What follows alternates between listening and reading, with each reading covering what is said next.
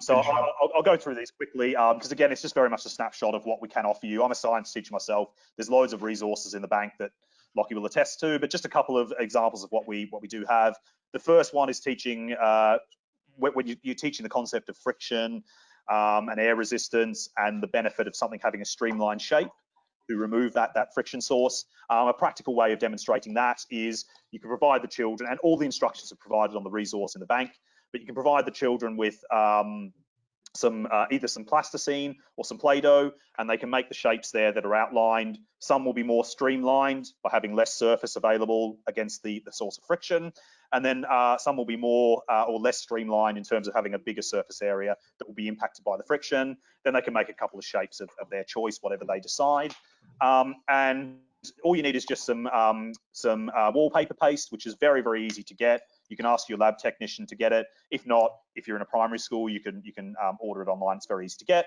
And they basically drop the shapes in and see how long it takes for them to fall through the medium. And you can record the times and the averages there. Do it 3 times for each shape so you get a more reliable outcome.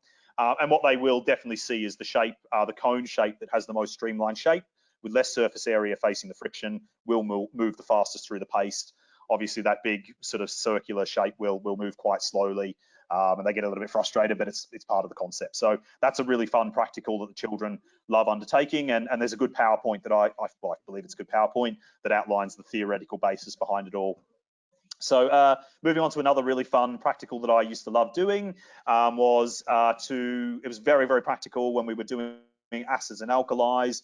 Always the children's a fun topic for them. It's very practical, very hands-on.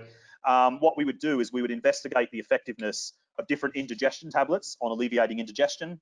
So indigestion is caused by an excess of stomach acid building up in the stomach and irritating the linings. The pH of the stomach is about 2. So what indigestion tablets do is they help to neutralize that stomach acid. So what we'd do is we'd provide the children with some hydrochloric acid, which is the acid of the stomach acid.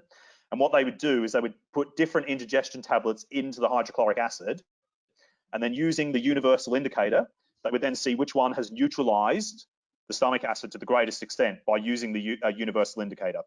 So if they had one indigestion tablet that turned it green, they would know it's re-established a pH of 7 based on the universal indicator that you can see there.